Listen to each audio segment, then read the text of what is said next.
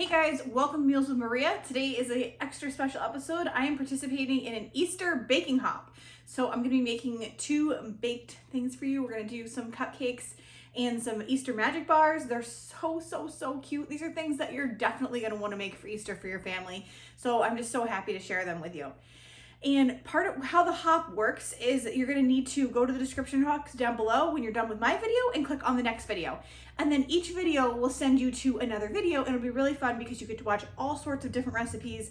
We've already checked to make sure that no one is duplicating, so you get lots of Easter baking ideas. And I know that Easter's all about the candy and the sweets. So I always want to make something kind of unique and special when it comes to my Easter with my family. So I'm hoping that you can get some inspiration for yours as well. So without further ado, here's the video. Okay, so we're going to make Easter magic bars. I know that my mom makes these amazing, what she calls 7-layer bars at Christmas that are absolutely to die for. And those ones, I think they're a little bit different, but they have the same basic idea. And I'm sure you guys hopefully have had magic bars before. If you haven't, this is a must-try recipe. It's going to be delicious. You really can't go wrong. So we're going to start off with graham cracker crumbs, and then we're going to add a half a cup of softened butter. So I'm just going to throw this in the microwave in a little bit, and that'll be good in there. We're going to put that in the bottom of this pan. We're going to line the pan with some parchment paper. Then I'm going to pour this 14-ounce can of sweetened condensed milk over the top. We're going to top it with a half a cup of instant oats, 1 cup of mini chocolate chips, and 1 cup of mini peanut butter chips, or regular peanut butter chips. We're going to add they actually asked for sweetened, but I only have unsweetened. There's a lot of sugar in here, so I'm not too concerned about adding unsweetened shredded coconut. And then we're going to top it all off with the Easter M&Ms. So they're going to be super festive, delicious. And then once everything is layered up in here, we are going to bake it in the oven at 350 degrees. You can see my oven's already warming up for 20 to 30 minutes. And we'll see how long it takes. I do have a convection oven, so I always have to watch it. I feel like it cooks a little bit faster. I don't know. I don't really understand, like, who doesn't. All my ovens have been convection ovens.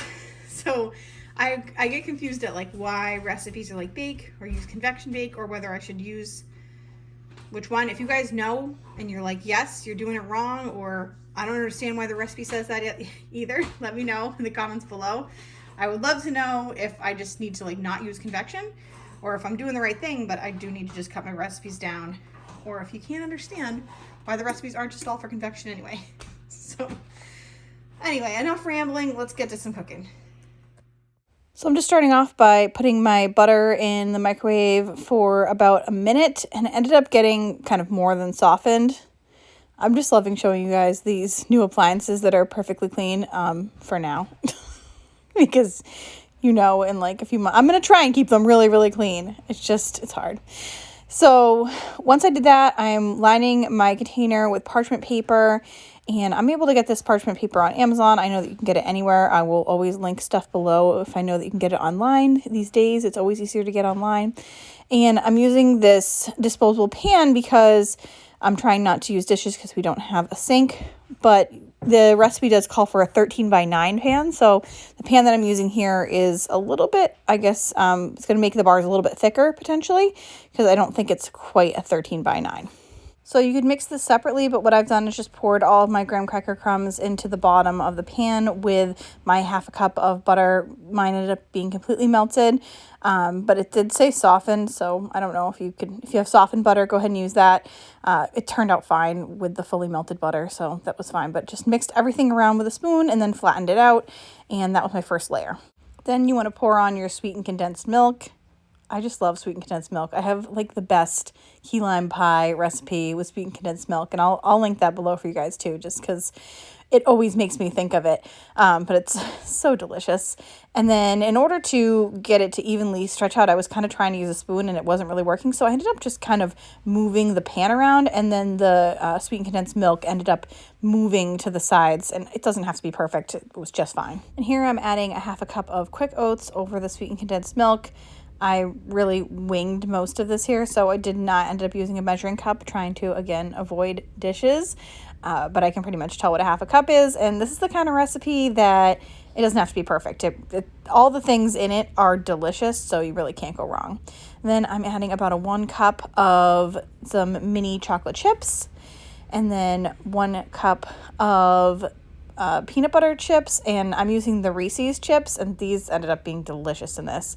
Now, I also know if you are allergic to peanuts or anything like that, my son doesn't like chocolate that has a peanut allergy, so it doesn't matter. I put the peanut butter in this. But if for some reason you don't want to have peanuts, I think this would probably taste really, really good with butterscotch chips as well. That's actually what my mom puts in hers, so I think that would be a great alternative. Now you want to top with a half a cup of sweetened shredded coconut. I did use the unsweetened coconut, and I think that if I had used sweetened, I would have definitely gotten a lot more coconut flavor.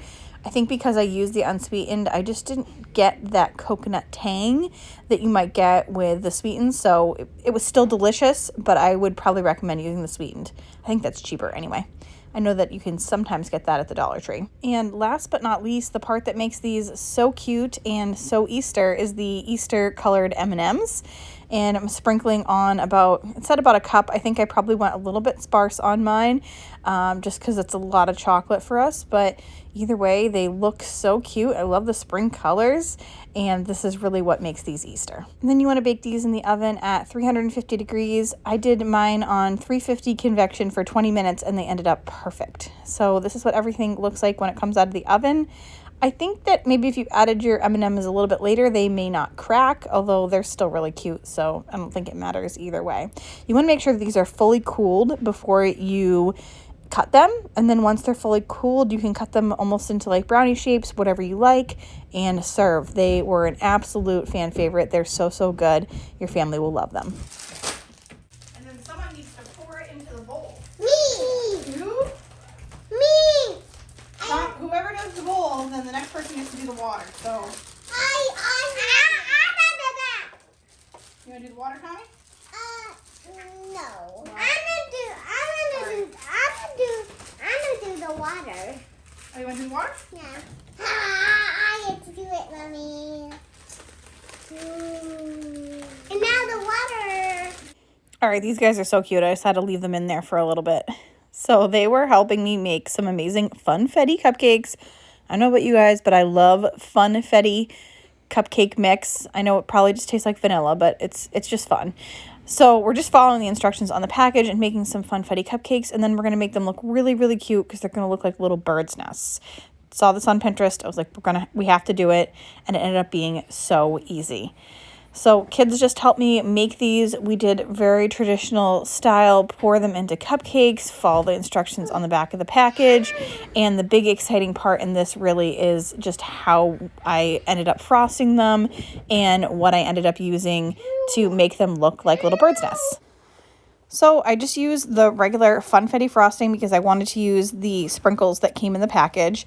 And then I used a little bit of blue food coloring, so you can do this to your liking. I added, 4 or 5 drops to about a half container, and it came out way bluer than I initially anticipated. Luckily, I bought 2 containers of frosting. If I have any tip for you when it comes to just buying like store-bought frosting and cake or frosting and cupcakes, is just buy 2 containers of frosting. There's never enough, I don't feel like, in 1 container of frosting for 1 box of cake mix. It's kind of like the hot dog roll conundrum. So I had 2 of them, thank goodness, and was able to mix everything together and kind of I wanted to get like that robin's egg blue color. I think it ended up. One thing I especially loved about these is that you don't need like a piping gun or anything like that. You just put that frosting right on with a spoon, and it just kind of like made it look like a little nest. I wanted to make sure that the inside was hollowed out more than the sides, but truly the sprinkles do all the work for you, which is pretty cool. So once you get all of your frosting on your cupcake, you just want to roll the sides of the cupcake in the sprinkles. And the only thing I would say is I wish I had more sprinkles. So if you had wanted to do all 24 cupcakes that it makes on the package, you probably want to grab some extra sprinkles to use on the side. So I'm just putting it around the edge, and it ends up making this cute little like nest looking thing. Then you just want to take 3 Cadbury eggs and place them on the top, and you've got the cutest little robin's nest that there ever was. So I hope you got some great ideas for your Easter from this video. I would recommend trying both of these. They are so cute, so delicious, and pretty easy. Don't forget to check out the next video in the hop. The link is down in my description box.